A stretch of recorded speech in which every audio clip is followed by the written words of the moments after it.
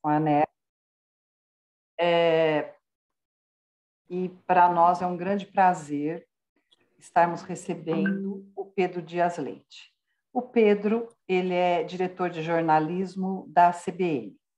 Ele está há 5 anos no Grupo Globo, onde passou pelos cargos de editor executivo do Globo e editor-chefe da revista Época.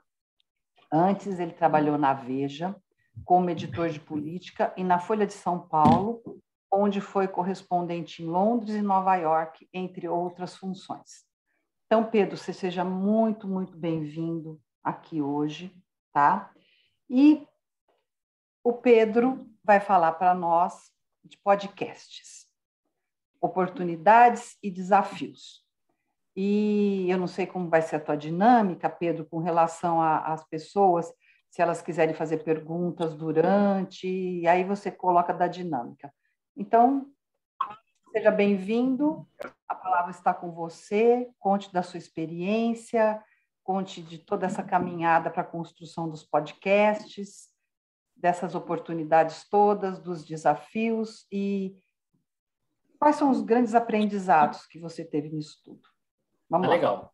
Bom, primeiro, Regina, obrigado pelo convite. Prazer estar aqui nesse fórum conversando com vocês. Eu tenho, como você falou aí, passagem por revistas, né? Eu fiquei 5 anos na Veja, editor de política, depois fiquei na Época também, durante 1 ano só com a Época e em alguns anos na redação integrada ali, que a Editora Globo integrou a redação do Globo com a da Época e com a do Extra. É uma área do jornalismo que eu gosto muito. Eu pensei, como dinâmica, de fazer uma apresentação curta aqui, tá? Breve, sobre como eu vejo o mercado de podcast e um pouco do que a gente tem feito aqui na CBN. E aí abrir para vocês fazerem as perguntas, que eu acho que na troca ali, talvez os eventuais dúvidas ou experiências que vocês queiram compartilhar fazem mais sentido nessa conversa. Pensei em dividir falando de duas questões. Uma questão mais editorial, ou seja, de como a gente tem feito com podcast e o que eu acredito nesse mundo, e outro um pouco, acho que do ponto de vista de receita, que também é relevante para esse fórum aqui, né? Do ponto de vista, vou inverter, vou começar de receita. Podcast ainda é um mercado muito em construção. A gente ainda, embora todo mundo faça um podcast e tenha um impacto enorme, acho que todo mundo deve ter visto a polêmica do dia, daquele podcast Flow, do cara Monark, um cara que tem milhões de plays por episódio e que defendeu a existência de um partido nazista e acabou de perder todos os patrocínios dele em poucas horas. Mas o mercado de podcast no Brasil ainda é muito pouco maduro. A gente tem todo mundo querendo fazer podcast, né? Desde o estudante de jornalismo até o comunicador solo, passando por várias marcas, mas temos essa proliferação de produtos que não corresponde uma receita relevante. Tem um dado que eu gosto de ter como norte, que é a nossa comparação com o mercado americano. E aí falando de rádio, não de revista, mas o rádio como um todo, ele tem cerca de 4% das receitas de publicidade nos Estados Unidos. Aqui no Brasil é parecido. Agora, o áudio digital, que é basicamente a maior parte é podcast, lá responde por 1,8% da receita total de publicidade. Aqui no Brasil é 0,08%. O que significa? Que a gente ainda tem um campo enorme aí para fazer produtos interessantes de podcast que atraiam, que gerem receita relevante para os veículos, né? Basicamente, patrocínio. Então, tendo isso em mente, ou seja, tem muito podcast na praça, mas não tem dinheiro ainda correspondente a isso. O que eu acredito aqui do lado da CBN é que a gente tem que fazer podcast olhando para uma estratégia, né? Ou seja, acho que vale quase como uma pauta de revista de que o que a gente vai dizer de novo aqui que ninguém mais disse, que vai fazer as pessoas nos ouvirem. Quando eu cheguei aqui na CBN, era justamente isso. A gente fazia mais podcasts do que a gente faz hoje, só que a gente tinha, a gente conseguiu aumentar nosso volume de plays, que é uma das principais métricas, em 70% em 1 ano e meio, reduzindo em 20% a nossa produção total. Ou seja, eu acho que tem um desafio que é de todo mundo, que é de você utilizar os nossos recursos de repórteres, editores e produtores para fazer podcasts que tenham sentido de audiência. Claro, tem uns que dão certo, uns que dão errado, mas também nesse mundo digital, acho que vale para page view, eu aplico muito a mesma métrica, a mesma questão que aplicava no Globo na época, que é de eu lanço o produto, eu faço a melhor distribuição possível, me certifico de que isso está bem distribuído, dou um tempo de maturação e avalio constantemente. Se aquilo está evoluindo bem, eu continuo, tento novos desdobramentos. Se não está indo bem, foi um prazer, boa tentativa, encerramos o produto e partimos para outra. Acho que essa lógica de lançar, medir, avaliar e tomar uma decisão no mundo de podcast é fundamental. Dito isso, no caso específico das revistas, eu divido o podcast muito amplamente ali em 3 categorias principais, né? Tem um que é o que as pessoas chamam de mesa cast, que é você bota ali 2, 3, 4 pessoas falando e elas debatem um tema, discutem aquilo, seja durante meia hora, 1 hora, 2 horas. Tem as entrevistas, que é basicamente esse flow que eu citei no começo, acho que é um bom exemplo, mas tem o Mano Brown no Spotify, é outro bom exemplo, ou seja, você tem ali, você pode fazer algo longo se você quiser, em que a pessoa se sinta à vontade e que falaria quase... Eu lembro dos meus anos de Veja, acho que eu nunca fiz nenhuma amarela por menos de 2 horas, mas que viravam 4 páginas. Se elas fossem gravadas e transmitidas na íntegra, talvez elas fossem um podcast lá no passado. E tem um terceiro formato, que eu acho que é o formato que tem mais a ver com as revistas, e eu acho que pode ser mais bem explorado, que é o podcast narrativo. É o que dá mais trabalho dos 3, sem dúvida, mas é o que ajuda melhor numa construção de marca e é o que fica...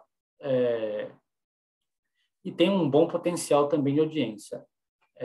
Acho que o jornalismo de revista, né, pela minha experiência, tem algo que é fundamental no mundo do podcast, que é a imersão, né?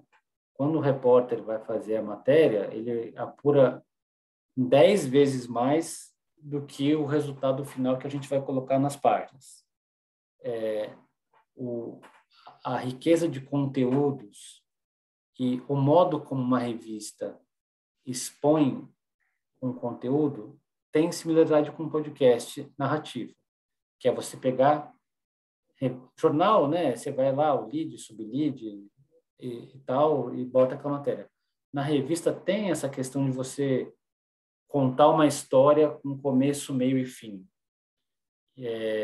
O podcast narrativo é muito isso, né? É você contar bem uma história com começo, meio e fim. Falando, então, das oportunidades, eu acho que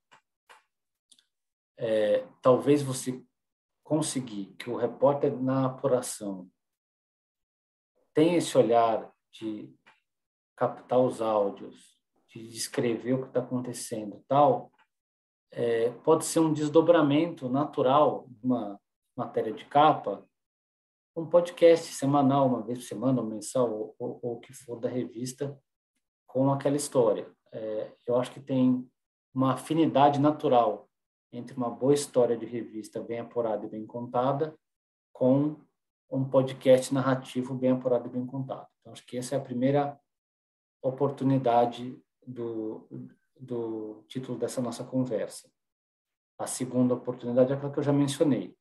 Eu acho que tem aí uma enorme receita em busca de bons produtos. É um mercado ainda a ser desenvolvido, e embora ele pareça estar saturado, eu acho que ele não está. Acho que quem se posicionar bem, fizer bons podcasts com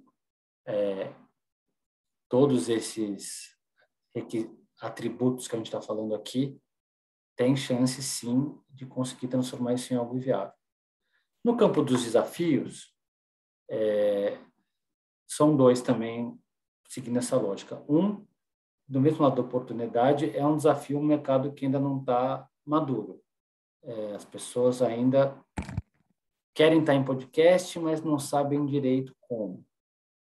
E especificamente para a revista, eu acho que tem um outro ponto, que é a questão técnica, né?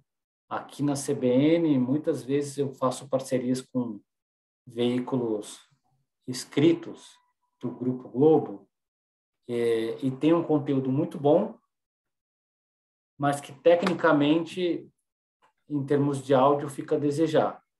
Aí acho que cada um vai ter a sua solução, né? Seja uma parceria com algum estúdio que produza, seja dentro do próprio grupo de comunicação, se tiver alguma estrutura, ou até, dependendo da capacidade de caixa ali, montar alguma coisa condizente com o seu resultado. Mas eu acho que tem que ter um cuidado mínimo com a qualidade de áudio e de edição. Porque senão você tem uma baita marca de revista que faz um podcast que parece amador, tem um desafio aí que pode jogar contra. Para falar, por fim, da experiência aqui da CBN, a gente tem dois desses três que eu falei do MesaCast, das entrevistas e do narrativo. O narrativo é o mais difícil para a gente, por motivos óbvios, né? Eu tenho uma redação muito focada no hard news, ao contrário da apuração imersiva das revistas.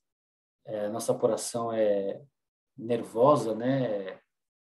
Tempo real o tempo inteiro e sempre atenta ali ao que vai mudar. Mas eu quis criar produtos aqui que tivessem essa pegada, porque eu acredito nisso.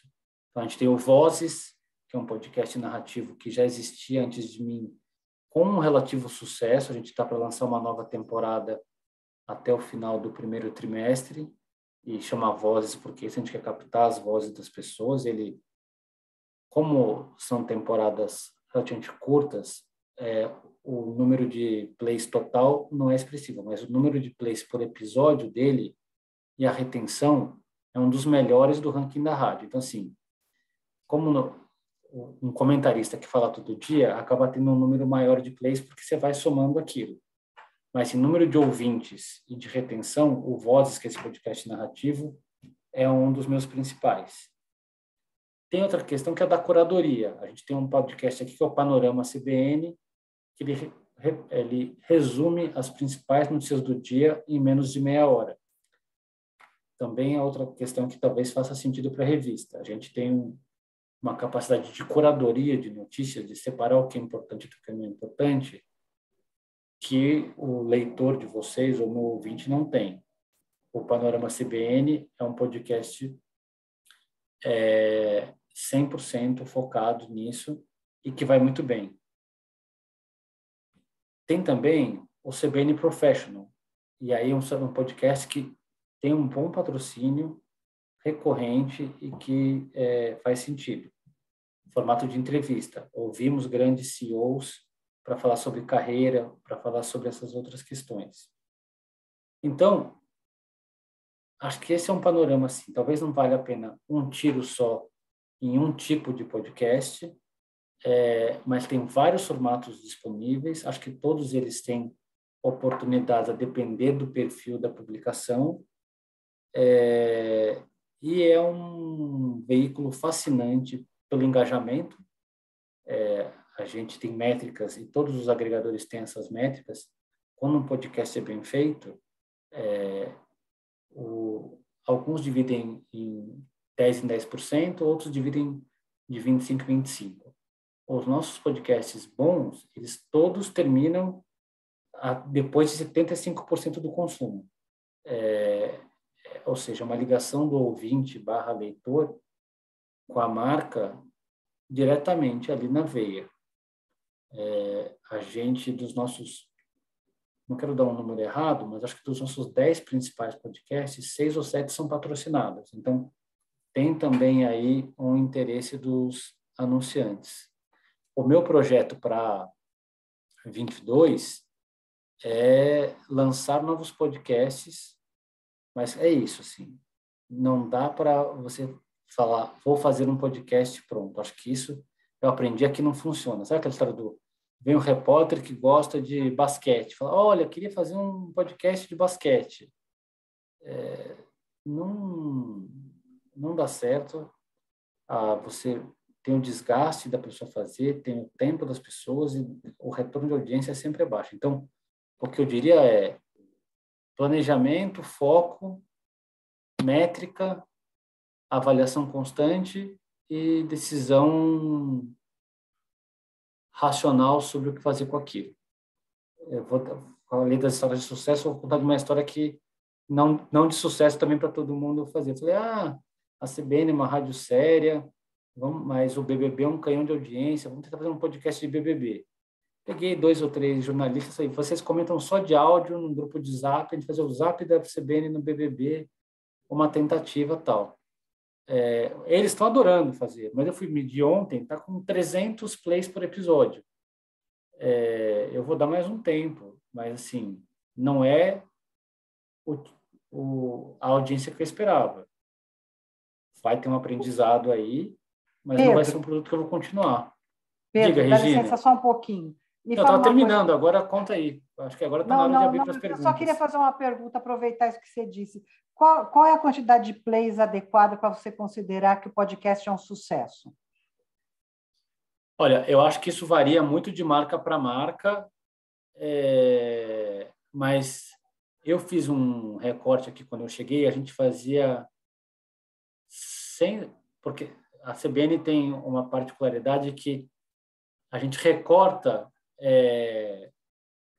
a gente recorta o trecho que foi ao ar e transforma aquilo num podcast, né? Então, assim, o comentário da Vera Magalhães. Ela fala, a gente vai lá, recorta e bota no ar. Mas eu fiz... Então, a gente tinha 150 podcasts quando eu cheguei, por mês. Não episódios, 150 títulos. Eu peguei e fiz um levantamento... 150?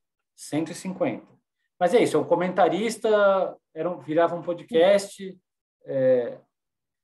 Eu fiz um recorte que tudo que era abaixo de 300 plays por episódio, a gente ia parar de fazer.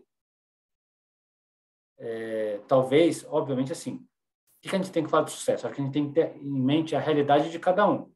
Esse Flow Podcast que eu citei no começo, ele tem milhões de plays por episódio. Não é a minha realidade. Na minha realidade, para ser objetivo com vocês, um podcast que tenha de 10 mil a 20 mil plays por episódio do podcast já é um podcast de sucesso.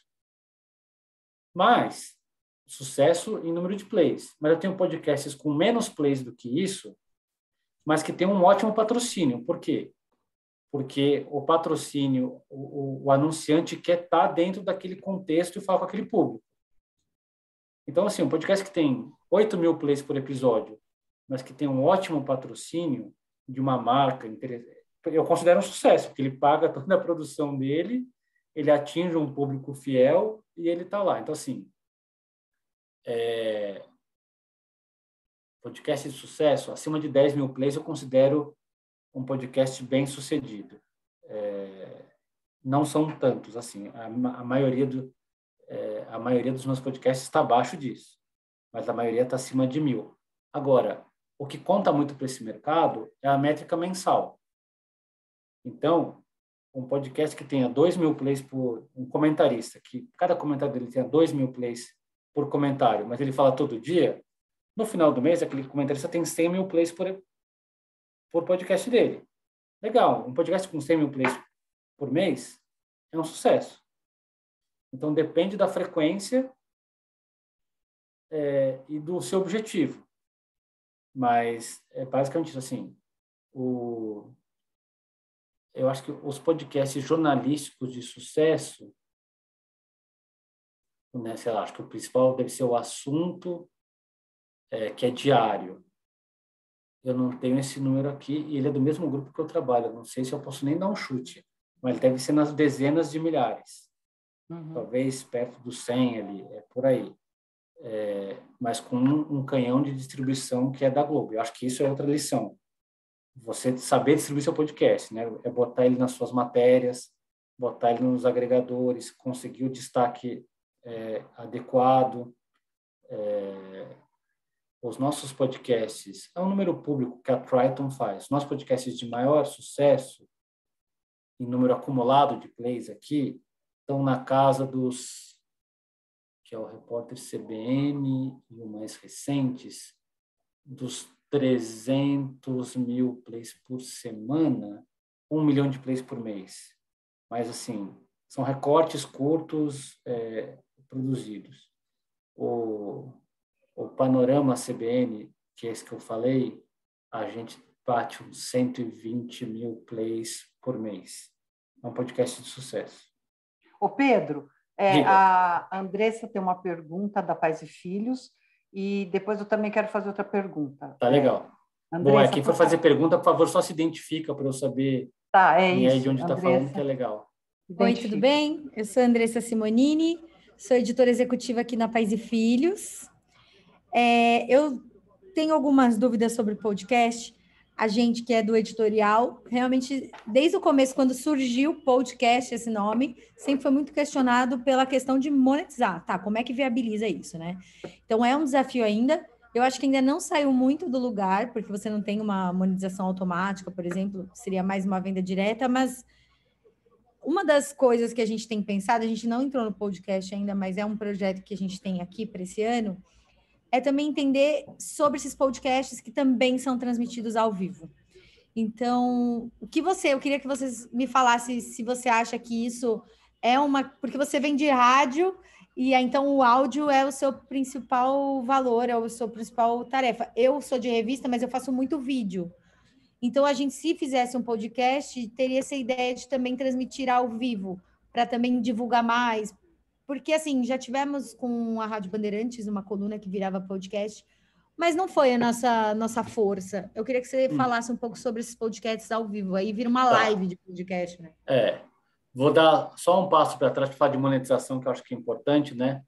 Acho que, não sei se está todo mundo na mesma página, mas, assim, tem 3 tipos de monetização, né? Tem o programático, que você tem que ter muitos milhões de plays, é uma grana curta que não faz sentido.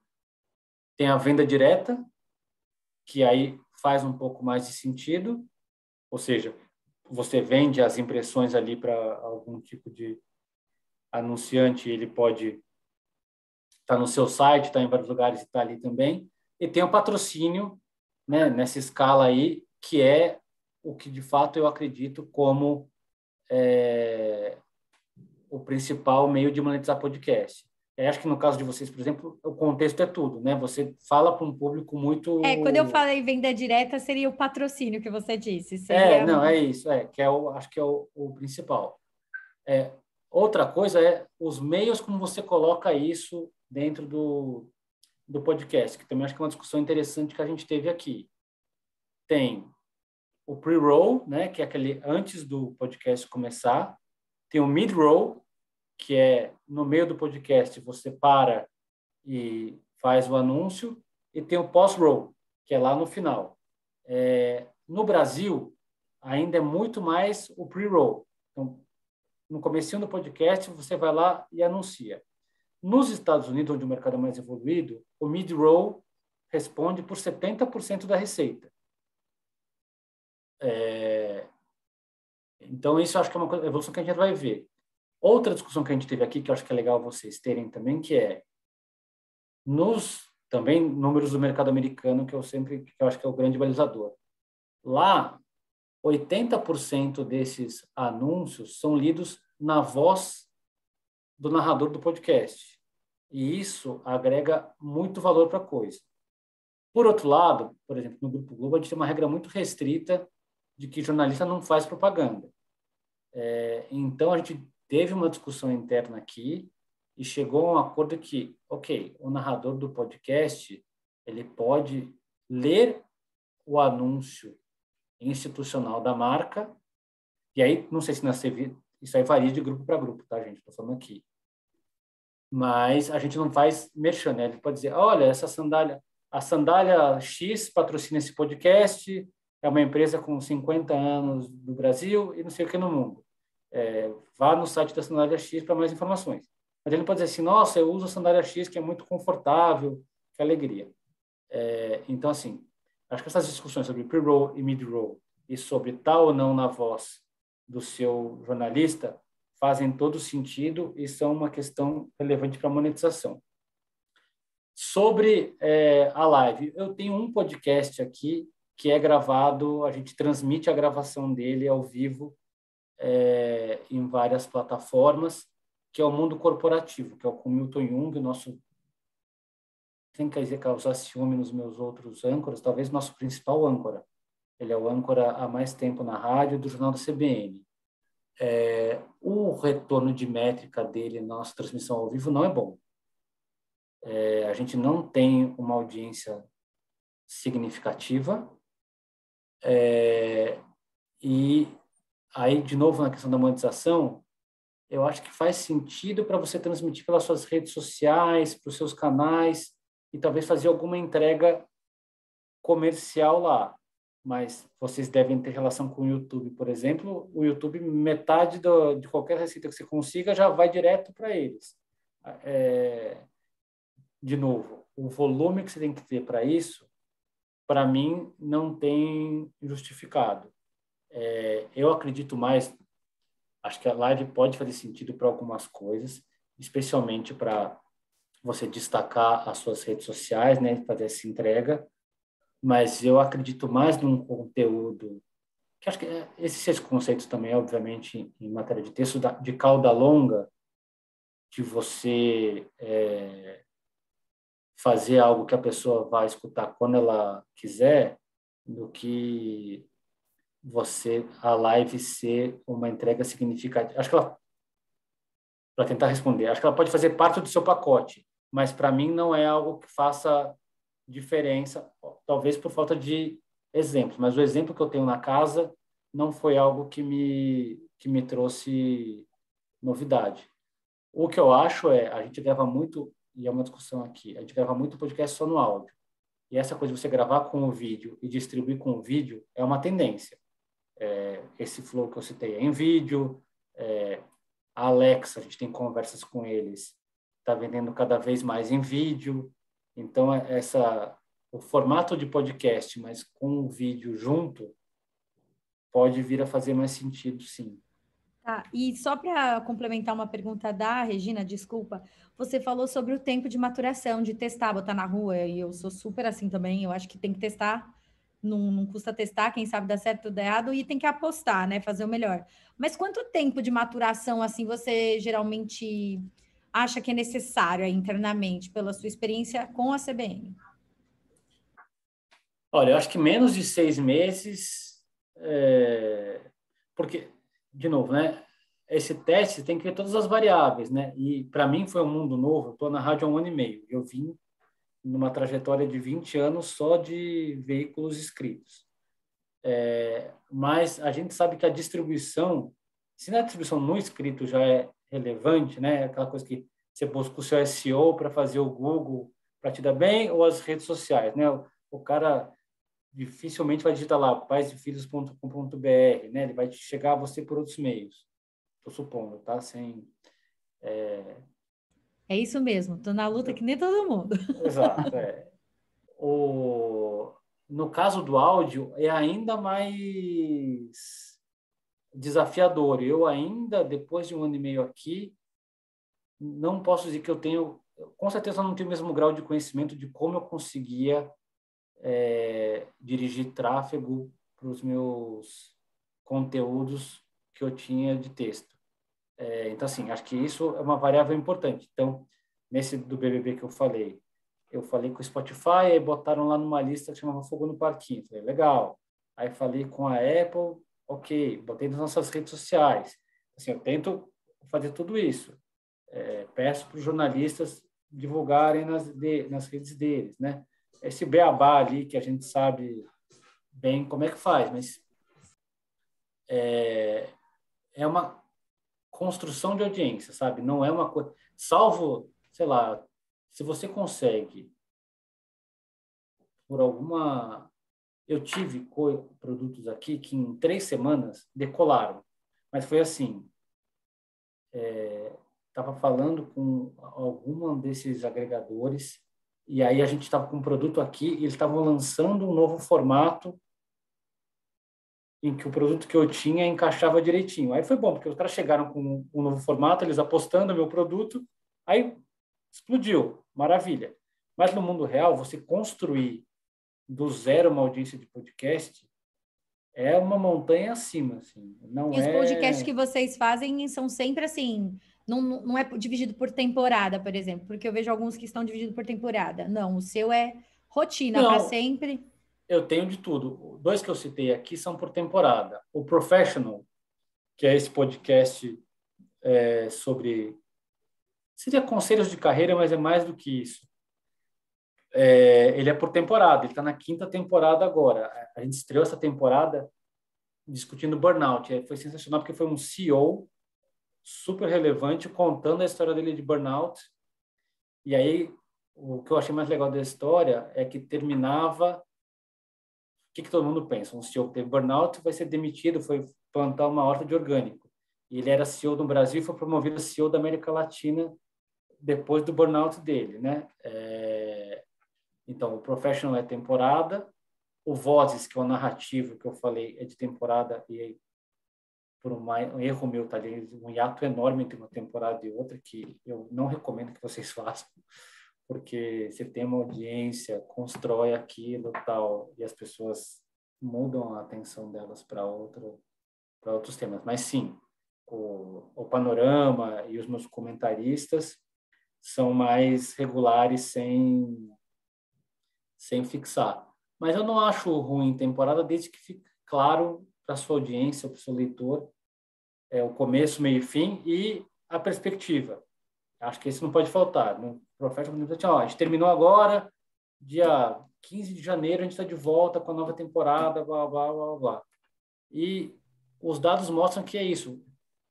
As pessoas escutam as temporadas anteriores, sabe? Tem uma permanência ali.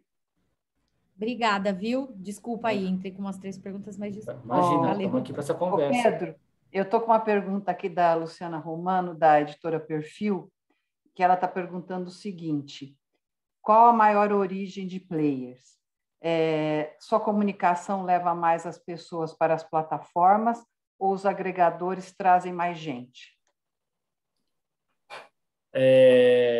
Eu devia ter trazido esse dado atualizado e não trouxe, mas basicamente, as principais origens de play são Spotify, Apple e Google Podcasts. E agora, que aumentou 8 vezes no último ano, Alexa.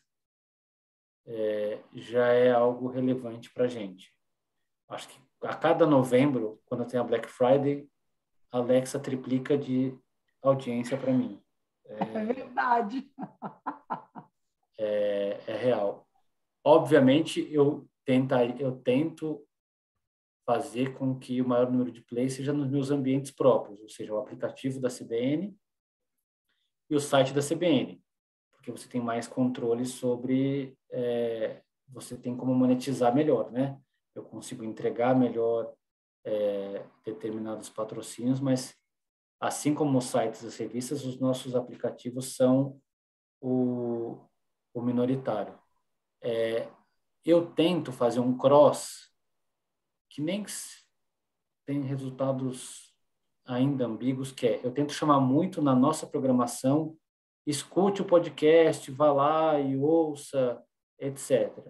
Isso tem efeito, né? Quando eu boto lá de manhã até a noite, escute o podcast tal da CBN no seu agregador preferido ou no nosso site, blá, blá, blá. Eu vejo um aumento de plays, mas acho que, sendo sincero, a maior parte dos meus aumentos, impulsos de audiência, vem de uma boa exposição nesses agregadores.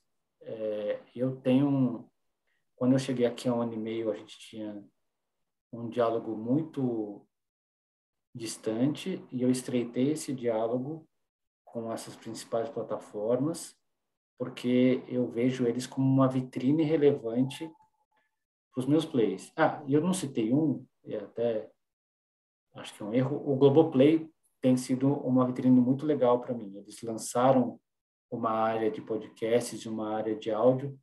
Eu estou com 2 projetos conjuntos com eles, eles têm feito coisas muito interessantes. E algumas coisas minhas lá estão tendo um bom desempenho. Ainda não é muito relevante para o meu número total, para o meu cenário geral, mas para alguns podcasts que estão bem dispostos lá, ele já tem sido uma vitrine legal. Espero ter respondido. Se não tiver respondido, ela pode voltar e eu retorno. Respondeu sim, Pedro. Desculpa, eu só quis pôr a pergunta para... Deixa eu ver se meu vídeo vai funcionar, para eu não esquecer, porque você está falando vários dados interessantes aí, vou aparecer aqui. Poderia até ter feito a pergunta sem problema nenhum. Não, tá bom. E era exatamente como eu imaginava que seria. A gente ainda está, assim, engatinhando.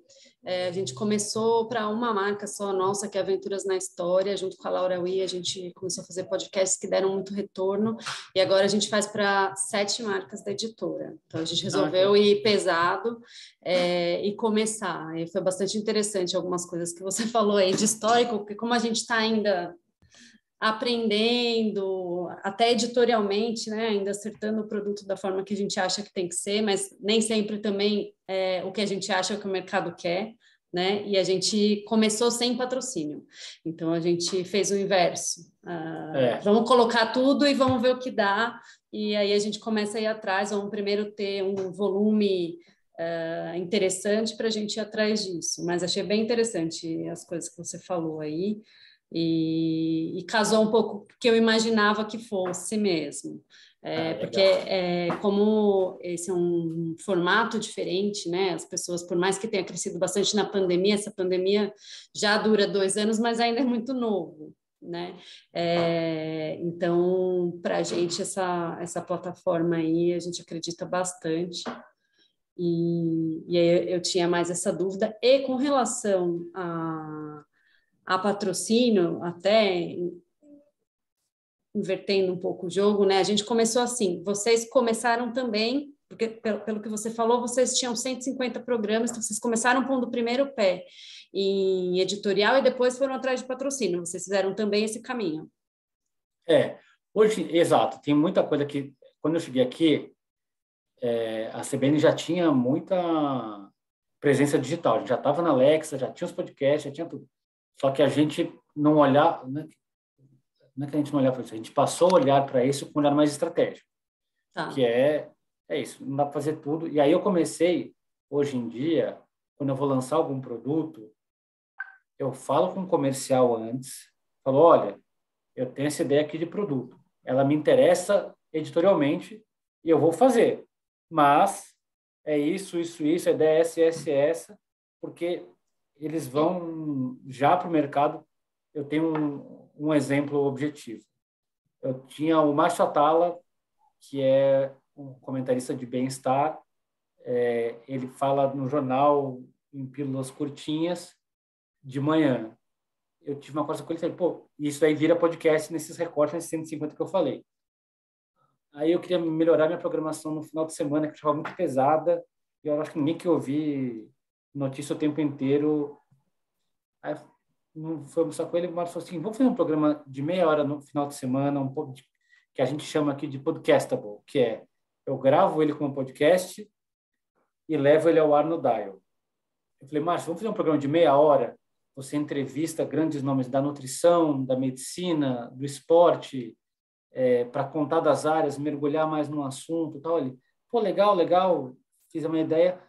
antes de eu lançar, cheguei para o comercial, falei, ó, o Márcio que já tem aquele negócio vai ter um novo produto com foco no digital. Não é um programa que eu vou fazer o recorte para o Dial. Eu inverti a lógica. Eu criei um podcast que eu vou levar para o Dial depois. Avisei o comercial, falei de quando que era. Eles levaram a mercado e esse podcast nasceu patrocinado já. Teve um patrocínio de uma operadora de saúde por 12 meses, uma grana legal, uma receita boa. Eu já ia fazer, porque me interessava editorialmente, mas casou. Então, hoje em dia, eu já consigo, em um outro produto, ir para o mercado com a ideia e depois estrear patrocinado. Mas sim, eu fiz a mesma coisa.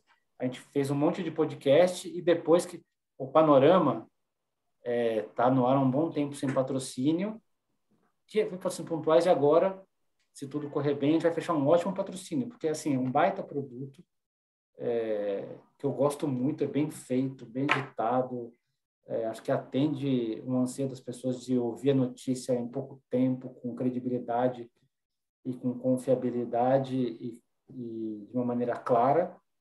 E os caras viram valor nisso agora.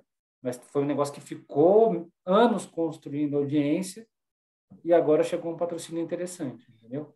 Acho que tem os dois caminhos.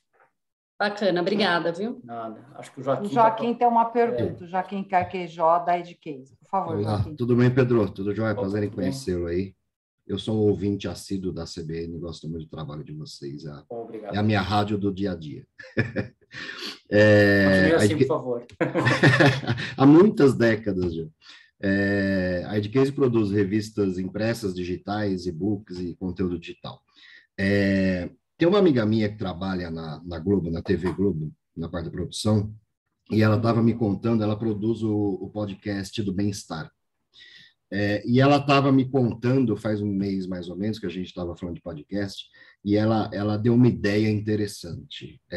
E eu queria aproveitar isso que eu vou te contar da ideia que ela colocou, para você entrar um pouco na parte técnica da produção de um podcast, né? A gente está falando de conteúdos legais que geram audiência, monetização e tal, mas eu queria entender como vocês fazem a parte técnica efetivamente da produção. O que ela contou em relação ao podcast do Bem-Estar?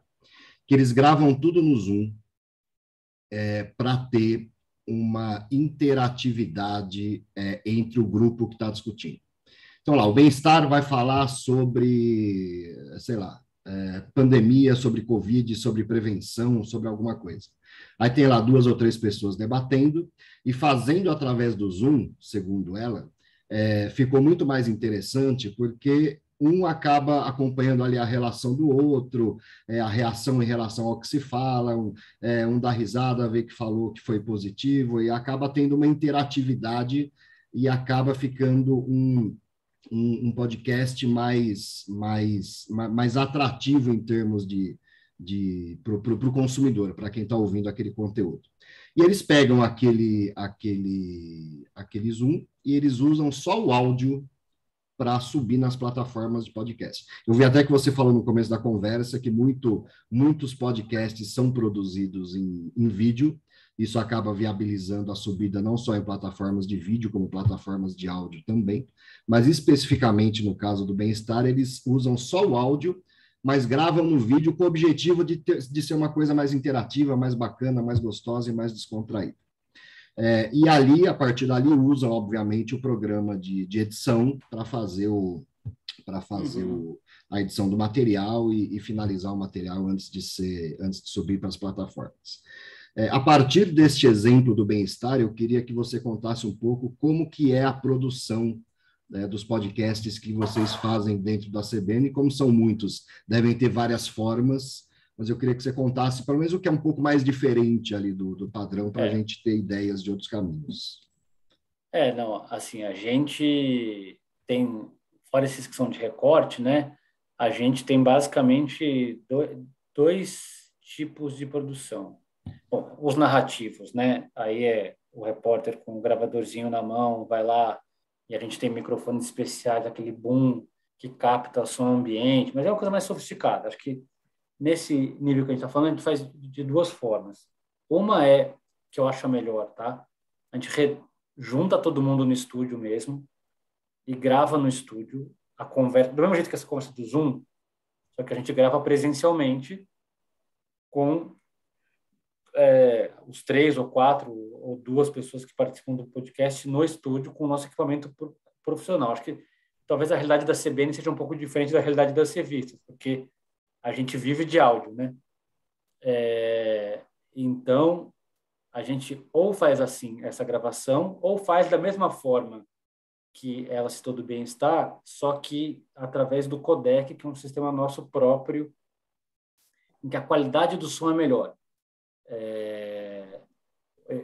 A minha experiência é que, por exemplo, a gente está aqui na gravação de Zoom, só que poderia virar um podcast, mas a qualidade do áudio não é a mesma coisa que a gente gravar ao vivo com as pessoas, ao vivo, equipamento adequado. Pessoalmente, com o equipamento adequado. É uma saída e uma solução factível? Sim, é.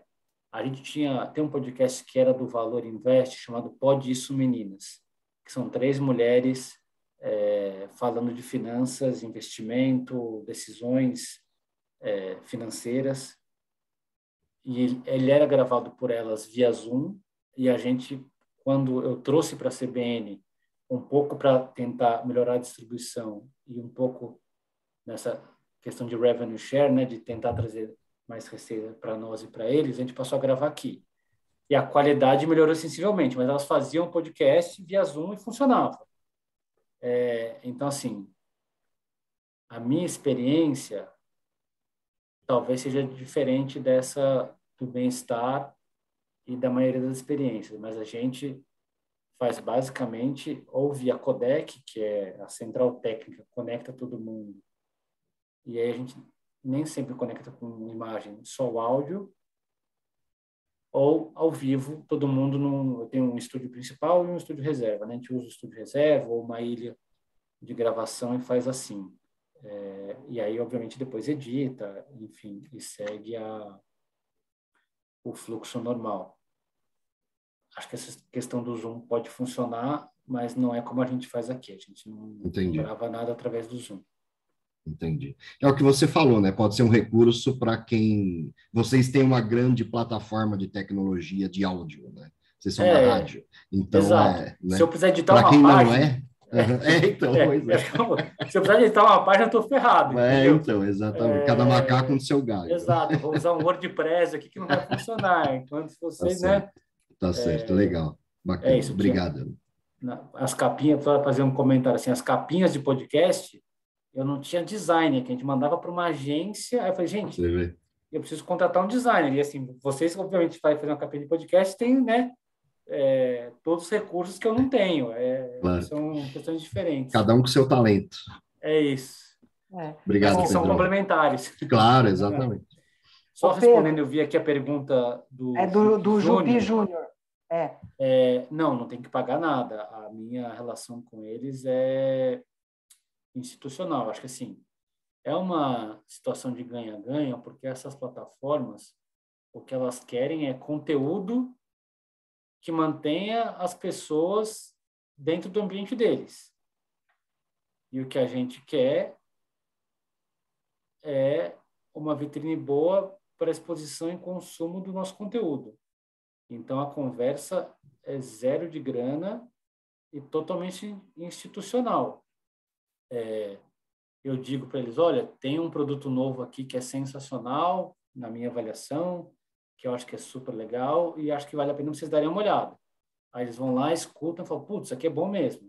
E botam lá no recomendados da Apple, do Spotify, ou do Google, ou do qualquer que seja o agregador. E aí eles ganham, porque o cara vai falar assim, nossa, que legal, vai ficar ouvindo aquilo lá na plataforma deles. E eu ganho porque ao o cara ouvir aquilo lá um monte na plataforma deles, eu estou monetizando, seja por um desses caminhos que eu já disse mais cedo.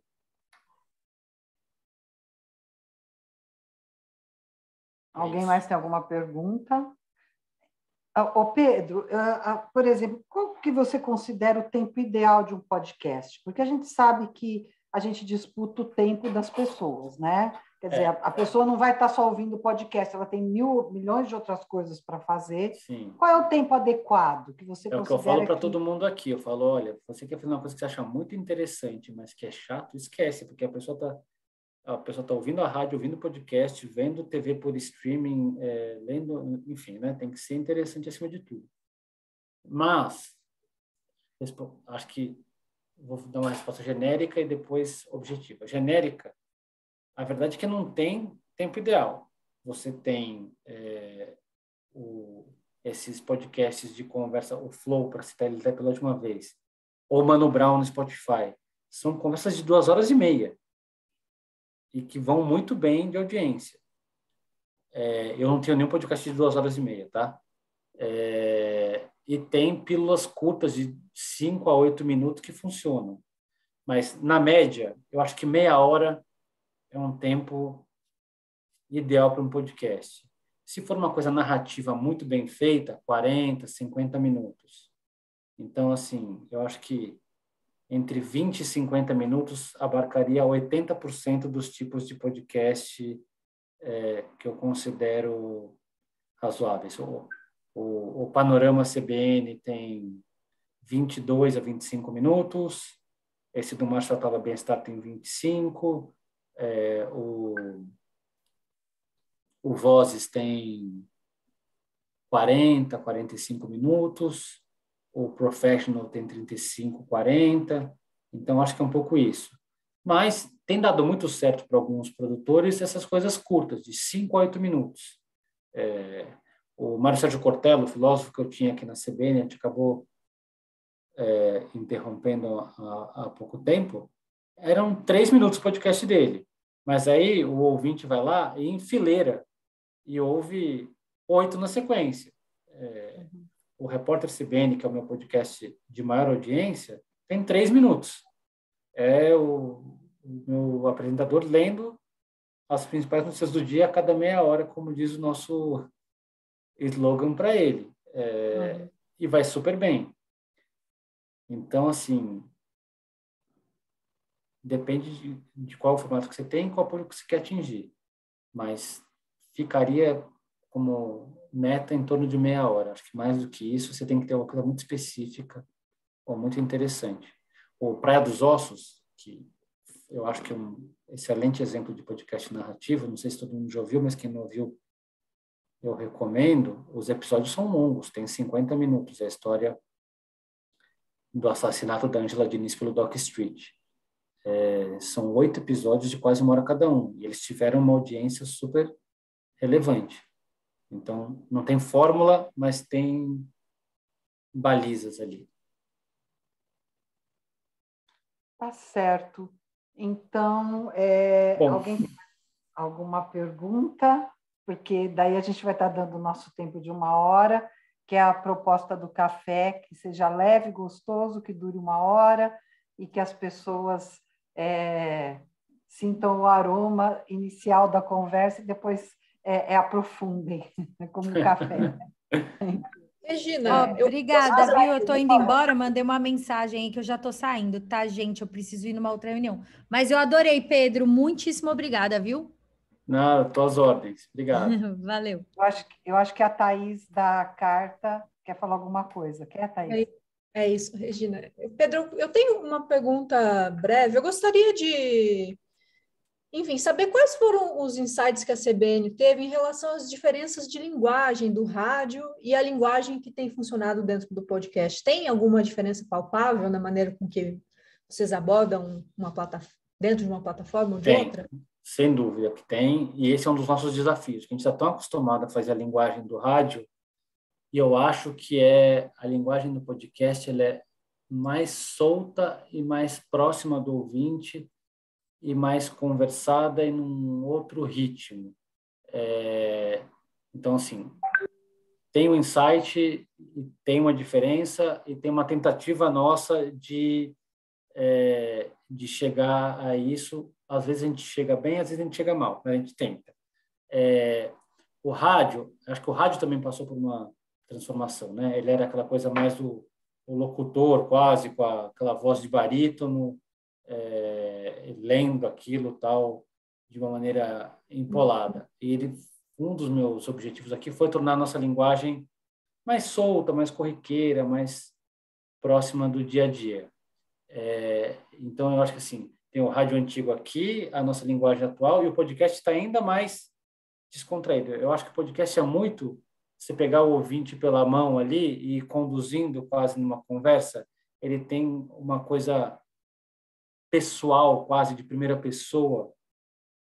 Pessoal no sentido de tanto de identificação com aquele narrador, quanto de primeira pessoa mesmo, de se colocar na cena, de dizer, aí eu cheguei lá e aconteceu isso, isso, aquilo, que não tem espaço no rádio.